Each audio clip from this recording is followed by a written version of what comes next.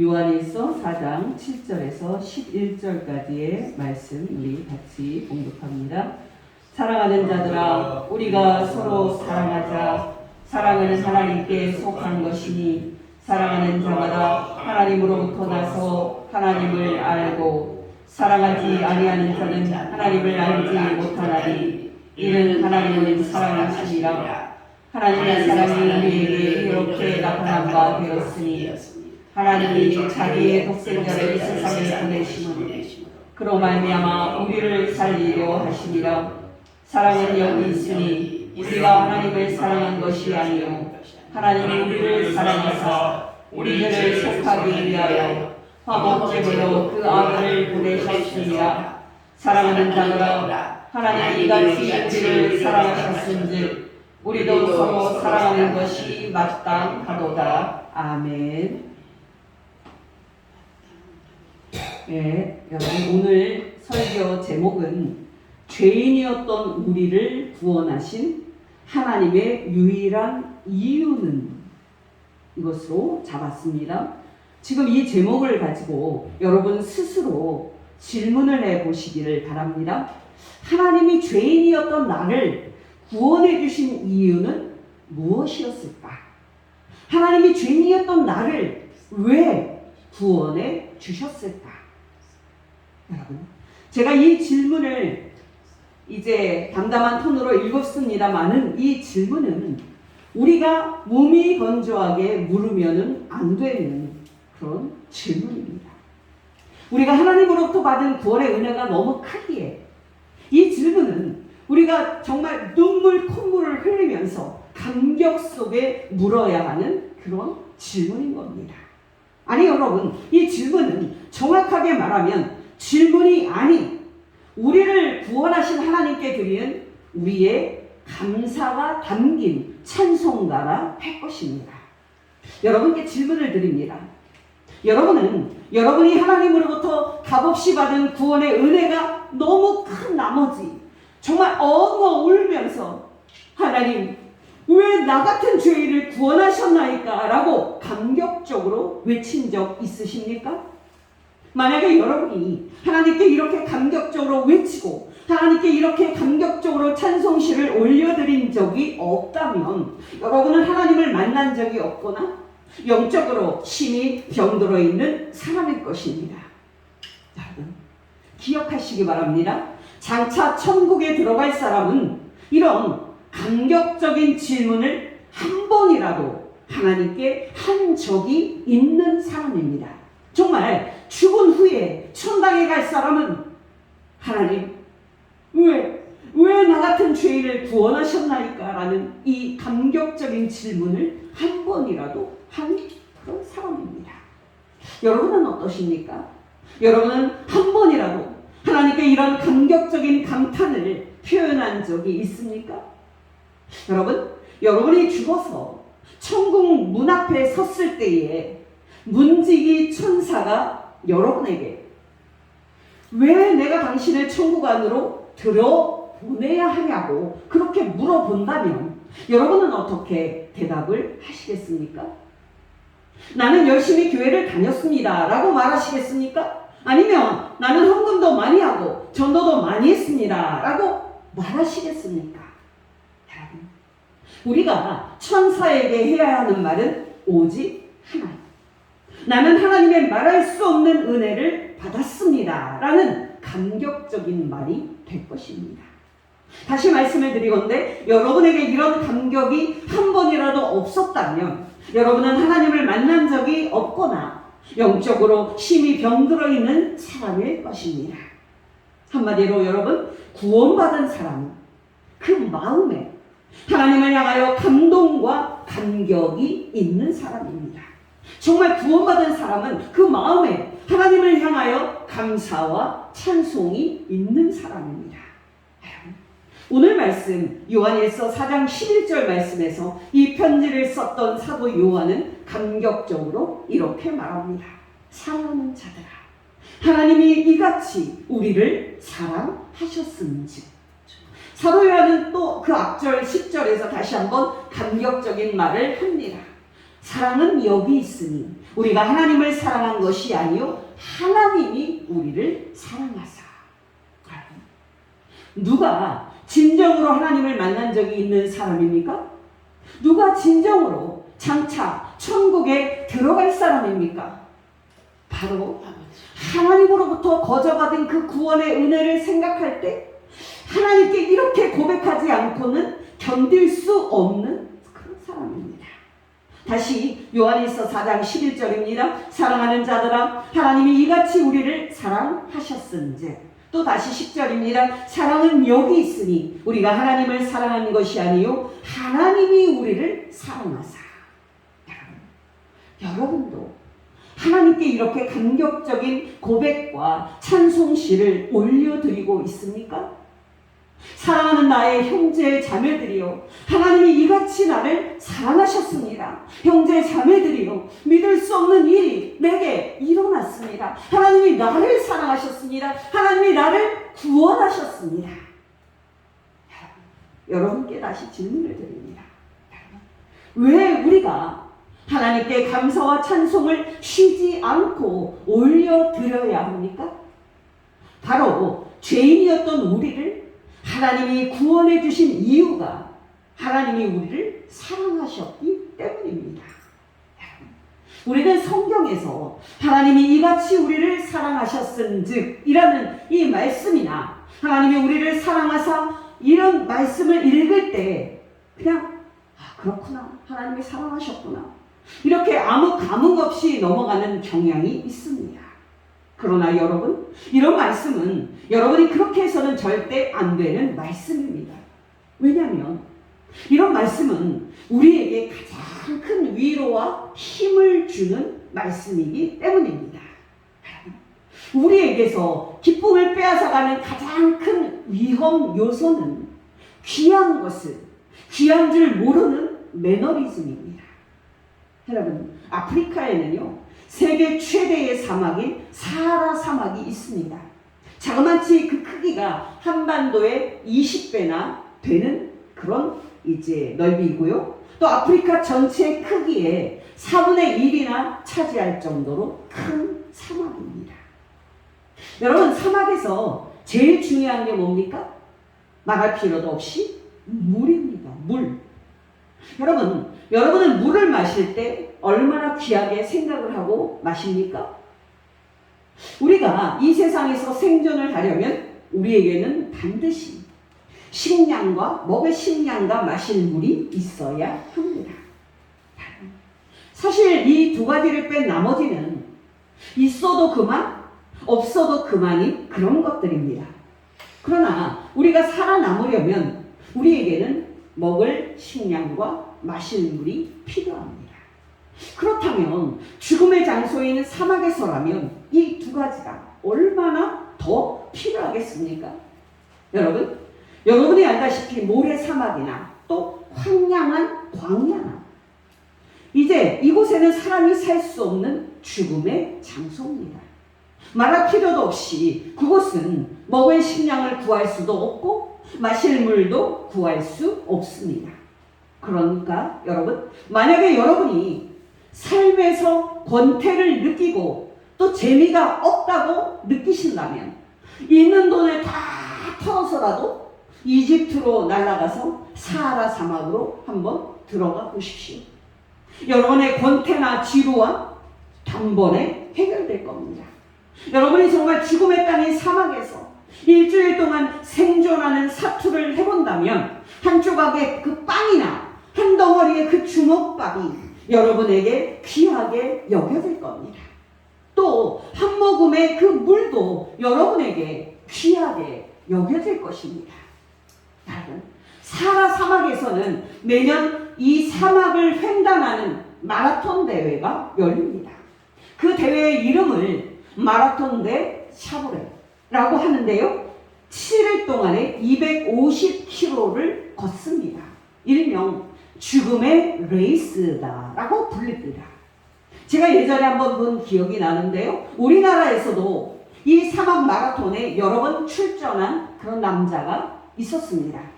이 남자가 한국에서의 삶이 너무 지루하다고 느껴질 때쯤에 어떻게든 삶의 생기와 활력을 되찾아야겠다고 도전한 것이 바로 이 사막 마라톤이었습니다.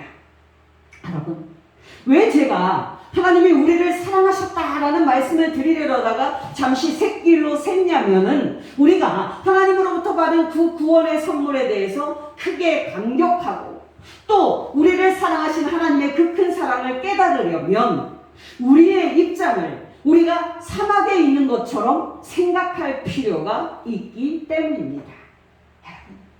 우리가 지금 사하라의 그 원주민인 베르베르인들처럼 사하라 사막에 살고 있다면 우리가 먹다 남은 식량을 버린다든지 먹다 남은 물을 버릴 수 있겠습니까?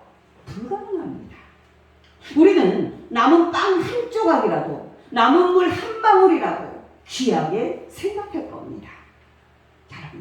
단도직입적으로 말씀을 드려서 우리가 우리를 구원하신 하나님의 사랑을 귀하게 생각하고 우리를 구원하신 하나님께 감사와 찬송을 드릴 때는 우리가 죽음을 생각해 볼 때입니다. 제가 아는 한 목사님은요, 정말 날마다 죽음을 떠올린다고 합니다. 왜냐하면 정말 그럴 때에야 당신이 예수 믿고 천당 가는 감격을 느낄 수가 있기 때문이라고 합니다. 이게 얼마나 지혜로운 목사님입니까? 여러분, 이 세상에는 가짜 인생을 사는 사람과 진짜 인생을 사는 사람으로 둘로 나뉩니다. 한마디로 말씀을 드리면 가짜 인생을 사는 사람은 자기의 죽음을 생각하지도 않고 특히 죽음 이후에 하나님으로부터 받게 될 그 무서운 지옥의 심판은 더더욱 생각하지 않습니다. 그러나 여러분, 진짜 인생을 사는 사람은 날마다 자신이 죽을 날을 생각합니다. 날마다 자신이 죽을 그런 날을 생각하고 또 죽은 다음에 천사의 손에 이끌려서 천당으로 들어갈 날을 생각합니다. 여러분은 어떠십니까? 여러분은 가짜 인생을 사는 어리석은 사람은 아닙니까? 아니면 여러분은 진짜 인생을 사는 지혜로운 사람입니까? 기억하시기 바랍니다. 사람이 믿든 안 믿든 사람들이 받아들이든지 안 받아들이든지 모든 사람이 가지고 있는 영원하고 유일한 문제는 죄의 문제고 그리고 하나님의 심판받고 지옥에 던져지는 문제입니다. 저는 지난 5번의 설교를 통해서 여러분이 이 영원한 문제를 회피하지 말고 정직하게 대면해야 한다고 말씀을 드렸습니다. 왜 제가 다른 설교 주제도 많은데 왜 이 문제를 놓고 계속 설교하고 있는지 아십니까? 바로 이 문제야말로 모든 사람이 가지고 있는 영원한 문제고 또 유일한 문제이기 때문입니다. 여러분은 방금 제가 한 말을 듣고 이렇게 반문을 하실 수도 있습니다. 아니 목사님은 이 세상 현실의 심각성을 너무 무시하는 거 아닙니까? 먹고 사는 거요, 그거 보통 문제가 아닙니다. 또 정치적인 문제이든 사회적인 문제이든 그것들도 다 보통 중요한 문제가 아닙니다. 근데 어떻게 목사님은 이런 문제들은 하나도 중요하지 않다고 하면서 죄와 심판의 문제만 중요하다고 말씀을 하십니까? 성경의 근거에서 제가 분명히 말씀을 드리는데요, 사람들이 중요하다고 생각하는 모든 문제들은, 정말 모든 문제들은 절대 중요한 그런 문제가 아닙니다. 오직 죄와 심판의 문제만이 중요한 문제입니다. 다른 문제들은요, 일시적인 문제들이기 때문입니다. 먹고 사는 경제 문제가 아무리 중요한들 100년 사는 인간의 문제일 뿐입니다. 100년 안에 우리가 죽으면 완전히 없어지는 게 바로 돈 문제입니다. 다른 문제들도 마찬가지입니다. 그 문제들은요, 영원하지 않습니다. 그러나 여러분, 기억하시기 바랍니다. 사람이 죽은 후에 하나님의 심판을 받아 지옥에 던져지는 이 무서운 심판은 영원히 계속될 겁니다. 정말 영원히 계속될 겁니다. 여러분께 다시 질문을 드립니다. 여러분이 죄인이고 하나님의 심판받아 지옥에 갈 대상이라는 이 사실을 여러분이 절대 피하면 안 되는 이유는 무엇입니까? 바로 이 문제는 여러분이 피한다고 해서 피할 수 있는 문제도 아니고, 여러분이 예수님을 믿지 않는다면 여러분에게 반드시 임하게 될 영원한 문제이기 때문입니다. 이제 본론을 생각해 보십시다. 저는 그동안에 5번의 설교를 통해서 예수 믿는 우리가 하나님으로부터 얼마나 놀라운 은혜를 받았는지, 그리고 그 구원을 우리에게 주시기 위해서 하나님께서 하나님의 아들이신 예수님을 우리 죄 대신에 십자가에서 어떻게 죽이셨는지에 대해서 말씀을 드렸습니다. 또 하나님이 이렇게 하심으로써 정말 놀랍게도 죄인이었던 우리를 천국에 들어갈 의인이라고 선언해 주셨음을 말씀을 드렸습니다.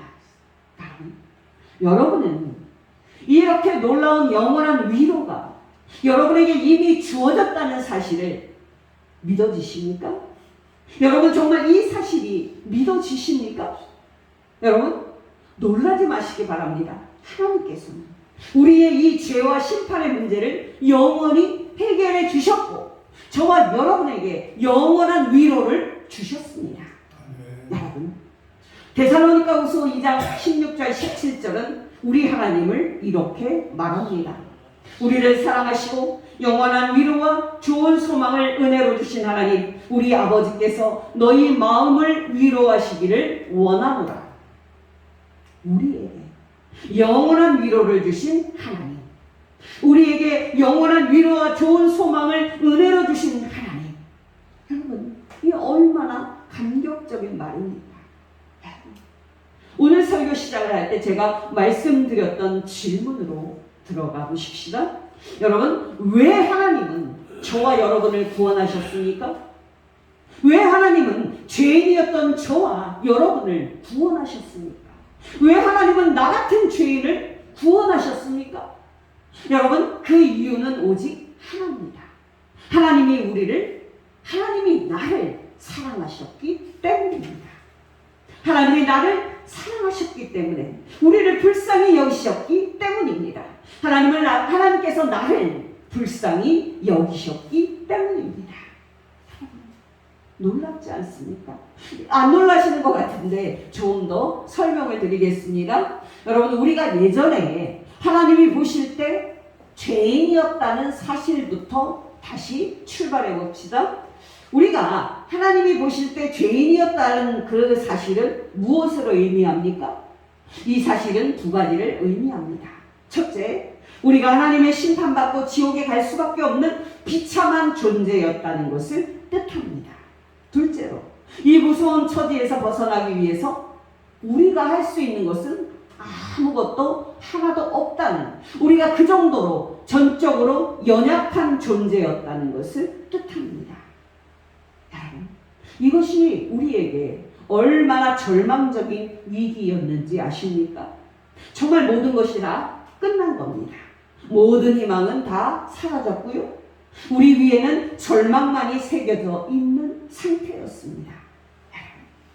우리는 사실 절망이라는 말을 함부로 쓰면 안 됩니다. 최근에 생계 문제가 해결이 안 돼서 자살하는 경우들이 자주 일어나고 있는데요. 정말 그런 문제들은 힘든 문제이기는 해도 절망을 느껴서 목숨을 끊어야 하는 문제는 아닙니다. 정말 안타까운 일입니다. 역으로 말한다면 여러분, 하나님께서 하나님의 아들이신 예수님을 이 세상에 보내주셔서 우리의 죄와 심판의 문제를 영원히 해결해 주셨다는 것은 우리가 이 세상에서 어떤 조건에 있든지 행복할 수 있다는 뜻입니다. 가난하든 또 비천하든 말입니다. 여러분은 여러분의 죄와 심판의 문제를 하나님이 영원히 해결해 주셨고 또 그 놀라운 구원과 영생을 여러분에게 거저 주셨다는 그런 감격이 있습니까? 또 하나님으로부터 그 놀라운 구원을 선물로 받았다는 감격이 있습니까? 여러분, 기억하시기 바랍니다. 신앙은 우리가 하나님으로부터 거저받은 그 놀라운 구원의 은혜를 평생 기억하면서 날마다 하나님께 감사를 드리는 겁니다. 신앙은 하나님으로부터 거저받은 그 구원의 은혜로 인해서 우리가 그 은혜 주신 하나님을 날마다 즐거워하는 겁니다. 여러분은 날마다 하나님 왜 나 같은 죄인을 구원해 주셨습니까? 하고 감격하면서 하나님께 찬송을 올려드리고 있습니까? 여러분, 왜 하나님께서 우리를 구원하셨습니까? 우리에게 하나님의 은혜를 받을 만한 조건이 있어서 그렇게 하셨습니까? 여러분, 사실 우리에게는 하나님께서 죄인이었던 우리를 사랑해서 구원하셨다는 그 진리가 사실은 낯섭니다. 왜냐하면 이 세상의 작동 원리는 시작부터 끝까지 성과와 또 보상의 원리이기 때문입니다. 여러분, 일을 안 했어요. 일을 안 했는데도 월급을 주는 회사가 있습니까? 하나라도 더 받으려고 야근을 해야 되고 특근을 해야 되는 것이 이 사회입니다. 그러니까 이 세상의 작동 원리는 한마디로 말해서 무노동 무임금의 원리입니다. 일을 안 했으면 일당을 못 받는 거고, 일을 했으면 일을 한 만큼 일당을 받는 겁니다. 그러나 여러분, 놀랍게도, 정말 놀랍게도 긍휼이 풍성하신 하나님이 죄인인 우리를 구원하신 원리는 이 세상의 원리와 정반대인 무노동, 유임금의 원리였습니다. 우리가 일을 하나도 안 했는데도 하나님께서 은혜로 일당을 주신 그 은혜와 사랑의 원리였습니다. 여러분은 하나님이 죄인이었던 여러분을 사랑하셨기 때문에 여러분에게 구원의 은혜를 주셨다는 사실이 믿어지십니까? 교회 다니는 많은 교인들은요, 말로는 믿는다고 말할 겁니다만은 실제로는 이 사실을 믿지 못하는 게 우리 인간의 부패성입니다. 단적으로 교인들에게 하나님의 은혜와 사랑을 받고 천국에 들어가려면 하나님께 기쁨을, 예쁨을 받을 만한 일을 해야 한다고 말하면은, 그러면 그대로 그들은 다 할 겁니다. 예를 들어서 하나님의 은혜와 사랑을 받으려면, 정말 하나님의 이쁨을 받고 천국에 들어가는 축복을 받으려면 교인들에게 죄를 회개해야 된다. 하루에 5번 기도를 해야 된다. 이 세상의 세속적인 오락과 쾌락을 끊어야 한다. 라는 등등 무엇을 해야 한다. 라고 말하면 교인들은 그대로 다 할 겁니다. 그럼 그것이 거짓된 가르침임에도 불구하고 말입니다. 여러분, 우리가 사람이 한 게 아무것도 없는데 하나님의 은혜로 예수 그리스도의 피와 죽으심을 근거로 구원을 받는다고 말하면 많은 교인들은 그런 게 어디 있어? 라고 하면서 의아해하고 믿지 않을 겁니다. 정말 그 사실을 듣고 놀란 사람들은 정말이야? 정말 그 말이 사실이냐며 우리에게 물어볼 겁니다. 여러분은 어떠십니까? 여러분은 전적으로 하나님의 은혜와 예수 그리스도의 피로 값없이 여러분에게 구원이 선물로 주어졌다는 것 믿어지십니까? 여러분에게 믿어지지 않는다고 해도 이것은 사실입니다. 그러므로 여러분, 이 사실을 정말 믿는 사람들이 보이는 방법은, 그 반응은 이런 겁니다. 하나님 정말 이것이 정말 사실입니까?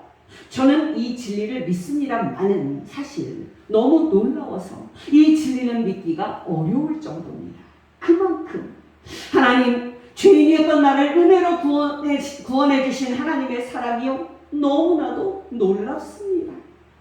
이제 여러분께 이제부터 왜 이 진리가 믿기 어려운지 말씀을 드리겠습니다.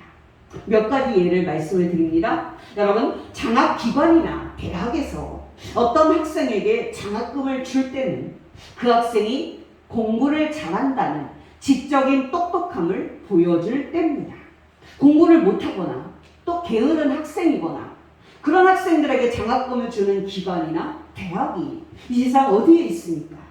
여러분, 대기업에서 신입사원을 뽑고 또 해외에 연수를 보내려고 하는데 스카이 대학 출신들을 뽑겠습니까? 아니면 지작대 출신들을 뽑겠습니까? 말할 필요도 없이요. 스카이 출신들 뽑을 겁니다. 여러분께 마지막으로 한 가지 예를 더 말씀드립니다. 여러분이 누군가를 위해서 여러분의 목숨을 바친다고 가정을 해봅시다. 여러분 앞에는 세 가지 선택지가 있습니다. 첫째는 여러분 앞에 안중근 같은 사람이 있습니다. 여러분이 알다시피 안중근은 한인합방의 주역으로 우리나라를 일본의 식민지로 만드는데 가장 앞장을 섰었던 이토 히로부미를 이제 죽인 사람입니다.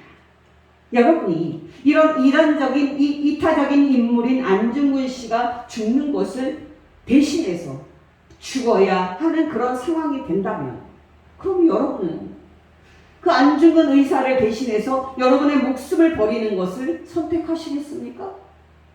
두 번째요. 여러분 앞에는 도덕적으로 흠이 없고 법 없이도 살 수 있을 정도로 자기 수양의 삶을 잘 산 사람이 있습니다. 왜 우리 주변에 이런 칭찬을 듣는 사람 있지 않습니까? 그 사람은요, 법 없이도 살 사람이야 하는 그런 칭찬을 듣는 그런 사람 말입니다. 이런 사람은요, 남에게 해를 끼치지 않고 아주 의롭게 사는 사람입니다. 이런 사람이 죽을 상황에 있다면 여러분은 이런 사람을 살리기 위해서 그 사람 대신에 여러분의 목숨을 버리는 것을 선택하시겠습니까? 세 번째, 여러분 앞에 한 명의 극악무도한 죄인이 있습니다. 이 사람을 실례로 들어서 말씀을 드리면 2008년 12월 2일자 KBS 뉴스에 보도가 된 사람입니다. 이 사람은 단도직입적으로 말씀을 드리면요, 아내와 딸과 부모를 모두 계획적으로 살해한 그런 사람입니다. 그 당시에 40대의 가장으로 충북 옥천에서 일어난 사건의 범인이었습니다. 어떻습니까? 이 범인이 사형당할 처지에 놓여 있는데 여러분은 이 죄인을 살리기 위해서 그 범인 대신 여러분의 목숨을 내놓고 그 범인의 죄값을 지불하기 위해서 그 사람 대신에 처형당하는 것을 여러분 선택하시겠습니까? 여러분 어떻습니까? 세 번째 범인을 살리기 위해서 여러분의 목숨을 그에게 내어놓고 그 대신에 죽는 선택을 여러분이 절대 하지 않을 겁니다. 그렇다면 두 번째, 법 없이도 살 수 있는 그 사람이 죽을 위험에 처해 있다면 여러분은 그 사람을 살리기 위해서 그 사람 대신에 여러분의 목숨을 버리는 것을 하시겠습니까? 이것도 여러분이 선택하지는 않을 겁니다. 그렇다면 제가 예로 들었던 첫 번째 인물 안중근 의사 같은 선한 사람은 어떻습니까? 가능성만 놓고 본다면 사실 여러분은 이 선한 사람을 살리기 위해서 안중근 의사 대신에 여러분의 목숨을 버리는 것을 선택할 수도 있을 겁니다. 분명히 이 경우에는 안중근 같은 선한 사람을 살리기 위해서 그 대신 자기 목숨을 버리는 것을 선택하는 사람이 한 사람은 있을 겁니다. 그렇다면 제가 말씀드린 이 예들로서 우리가 확정할 수 있는 진리는 분명합니다. 바로 죽을 죄인을 살리기 위해서 그 사람 대신에 자기 목숨을 내놓는 것을 선택할 사람은 이 세상에 아무도 없다는 사실입니다. 근데 여러분, 놀라운 일이 일어났습니다. 정말 믿을 수 없는 일이 일어났습니다. 누구에게요? 저와 여러분에게요. 그리고 이 세상 모든 사람에게요. 바로 하나님께서 아무 쓸모도 없고 당신의 은혜를 받을 만한 조건이 전혀 없는 우리 죄인들을 살려주셨다는 사실입니다. 바로 하나님께서 하나님의 심판받고 지옥에 가는 것 외에는 아무런 소망도 없었던 우리 죄인들을 살리기 위해서 우리 대신에 당신의 아들 예수 그리스도를 죽이심으로써 우리를 구원하셨다는 사실입니다. 여러분, 이것이 믿어지십니까? 여러분은 정말 이것이 믿어지십니까? 여러분 기억하시기 바랍니다. 여러분에게 이것이 믿어지든 안 믿어지든 이 놀라운 구원이 저와 여러분에게 이미 일어났다는 사실입니다. 여러분, 우리가 하나님께 하나님 왜 나 같은 죄인을 구원하셨습니까? 라고 감격에 벅차서 물어본다면 하나님은 이렇게 대답할 것입니다. 내가 너를 사랑했으니까, 내가 너를 불쌍히 여겼으니까 하고 대답을 하실 것입니다. 바로 이것이 하나님께서 성경을 통해서 우리에게 알려주고 싶어 하시는 하나님의 말씀입니다. 요한일서 4장 10절 사랑은 여기 있으니 우리가 하나님을 사랑하는 것이 아니요 하나님이 우리를 사랑하사 우리 죄를 속하기 위하여 화목제물로 그 아들을 보내셨음이라. 에베소서 2장 3절에서 6절 전에는 우리도 다 그 가운데서 우리 육체의 욕심을 따라 지내며 육체와 마음에 원하는 것을 하여 다른 이들과 같이 본질상 진노의 자녀였더니 긍휼이 풍성하신 하나님이 우리를 사랑하신 그 큰 사랑을 인하여 허물로 죽은 우리를 그리스도와 함께 살리셨고 또 함께 일으키사 그리스도 예수 안에서 함께 하늘에 앉히시니. 로마서 8장 32절 자기 아들을 아끼지 아니하시고 우리 모든 사람을 위하여 내어주시니가 어찌 그 아들과 함께 모든 것을 우리에게 주시지 아니하시겠는가. 38절 39절 내가 확신하노니 사망이나 생명이나 천사들이나 권세자들이나 현재일이나 장래일이나 능력이나 높음이나 깊음이나 다른 어떤 피조물이라도 우리를 우리 주 그리스도 예수 안에 있는 하나님의 사랑에서 끊을 수 없으리라. 요한복음 3장 16절 하나님이 세상을 이처럼 사랑하사 독생자를 주셨으니 이는 그를 믿는 자마다 멸망하지 않고 영생을 얻게 하려 하심이라. 요한일서 4장 9절 하나님의 사랑이 우리에게 이렇게 나타난 바 되었으니 하나님이 자기의 독생자를 세상에 보내심은 그로 말미암아 우리를 살리려 하심이라. 11절 상반절 사랑하는 자들아 하나님이 이같이 우리를 사랑하셨은즉. 여러분, 제가 앞에서 들었던 예들로서 이 놀라운 진리를 다시 말씀을 드립니다. 여러분, 삼성과 현대 같은 그런 대기업에서 입사 시험을 쳤는데 모두의 예상을 깨고 그 대기업이 스카이 출신의 학생을 뽑지 않고 지잡대 지방에 있는 그런 대학생 출신에게 신입사원으로 뽑히는 은혜를 준 겁니다. 판사가 또 아내와 딸과 부모를 불질러서 태워 죽인 범인을 살리려고 모두의 예상을 깨고 판사가 그 죄인 대신 자신의 목숨을 내놓고 그 죄인 대신 처형당하는 선택을 한 겁니다. 이 비유들은 우리를 사랑하기 때문에 죄인이었던 우리를 구원하신 하나님의 그 큰 사랑을 보여주는 예들인데요. 여러분, 이런 일들이 이 세상에서는 불가능한 일이라는 것 알고 계시죠? 죄인이었던 저와 여러분을 하나님이 사랑하셨다는 것이 얼마나 놀라운 일인지, 죄인이었던 저와 여러분을 하나님이 구원하셨다는 것이 얼마나 놀라운 일인지 여러분의 피부에 와닿도록 말씀을 드리는 것뿐입니다. 여러분은 어떠십니까? 예수 믿는 여러분에게 하나님으로부터 얼마나 놀라운 구원이 주어졌는지 믿어주십니까? 여러분을 죄에서 구원하기 위해서 하나님께서 그 정도로 여러분을 사랑하시는 것 믿어주십니까? 여러분 기억하시기 바랍니다. 하나님께서 예수 믿는 저와 여러분에게 이 놀라운 구원을 주신 것은 전적으로 하나님의 은혜와 사랑입니다. 이 놀라운 구원을 얻는 데 있어서 우리가 한 건요? 아무것도 없습니다. 정말 아무것도 없습니다. 하나님께서 그저 우리를 불쌍히 여겨 주셨고 또 사랑해 주셨기 때문에 우리에게 주어진 겁니다. 에베소서 2장 8절입니다. 너희는 그 은혜에 의하여 믿음으로 말미암아 구원을 받았으니 이것은 너희에게서 난 것이 아니요 하나님의 선물이라. 그렇다면 우리의 구원이 우리를 사랑하신 하나님의 전적인 사랑으로부터만 왔다면 적용 차원에서 볼 때 그 의미는 두 가지입니다. 첫째, 죄인이었던 우리가 구원을 받는 것이 조금이라도 우리에게서 난 것이 아니고 죄인이었던 우리를 사랑하신 하나님의 사랑에서만 나왔다면 여러분, 우리의 구원은 절대적으로 하나님의 은혜로 받은 선물입니다. 또 우리의 구원은 절대적으로 확실합니다.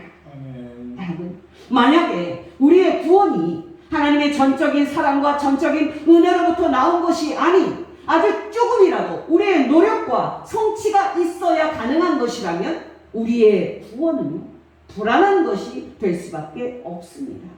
왜냐하면 우리는 전적으로 타락한 죄인이기 때문에 우리가 맡은 그 부분을 우리가 반드시 해낼 수 있다는 보장이 없기 때문입니다.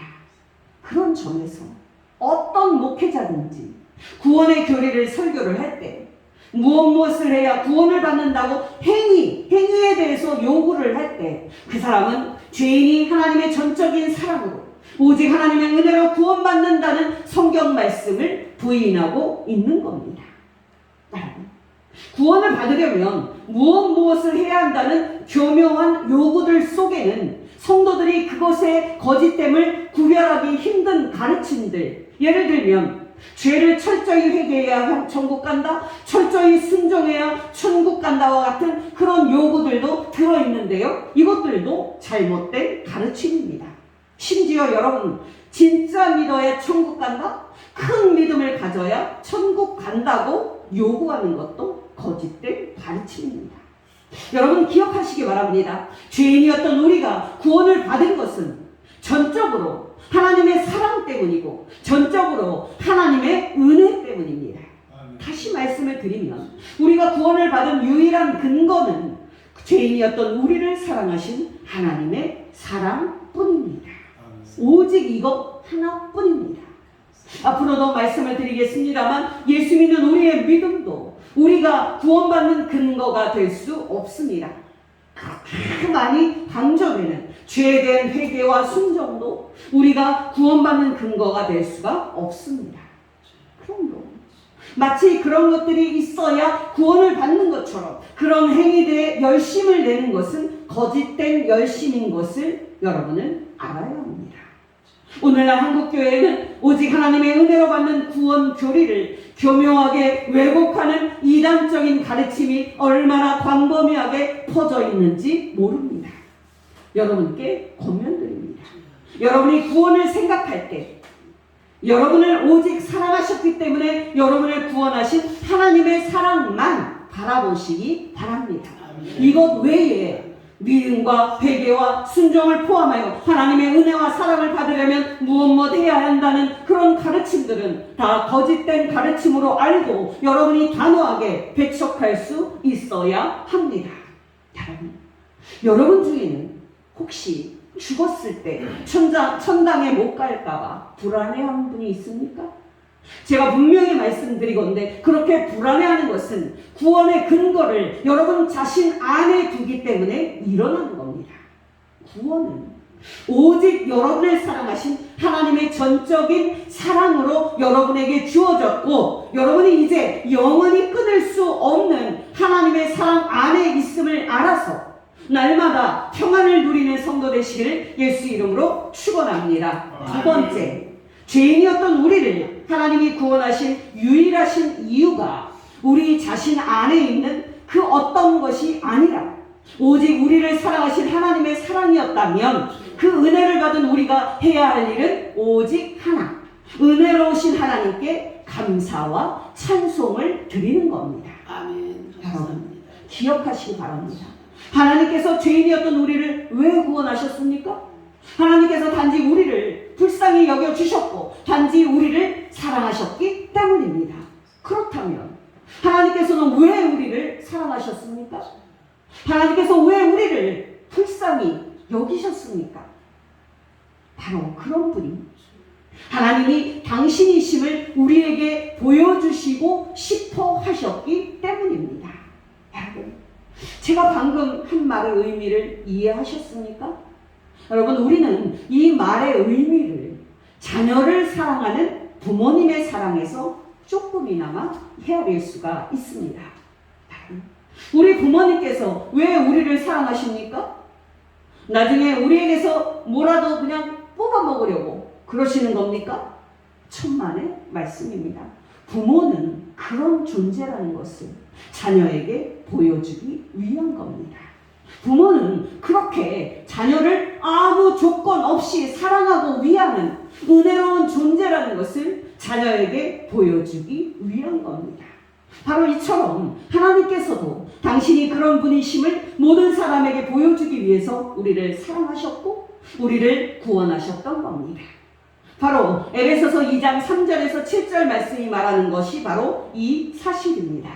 전에 우리도 죄인으로 하나님의 진노의 대상이었을 때 긍휼이 풍성하신 하나님이 우리를 사랑하신 그 큰 사랑을 인하여 허물러 죽은 우리를 그리스도와 함께 살리셨고 또 함께 일으키사 그리스도 예수 안에서 함께 하늘에 앉히시니 이는 그리스도 예수 안에서 우리에게 자비하심으로써 그 은혜의 지극히 풍성함을 오는 여러 세대에 나타내려 하십니다.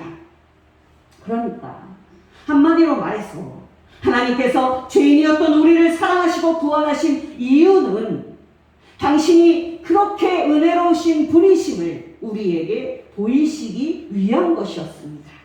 그렇다면 우리는 이 시점에서 마지막으로 하나님께 물어보아야 합니다. 하나님, 왜 우리 죄인들에게 당신이 그렇게 은혜로우신 분이심을 나타내시기를 원하셨나요? 하나님께서 그렇게 하신 궁극적인 목적은 무엇이었을까요? 여러분 기억하시기 바랍니다. 하나님께서 그렇게 하신 유일한 목적은 하나님으로부터 큰 은혜를 받은 우리가 하나님께서 그렇게 은혜로우신 분이심을 알고 은혜로우신 하나님을 영원히 찬미하고 그분과 영원히 사귐을 갖도록 하기 위함이었습니다.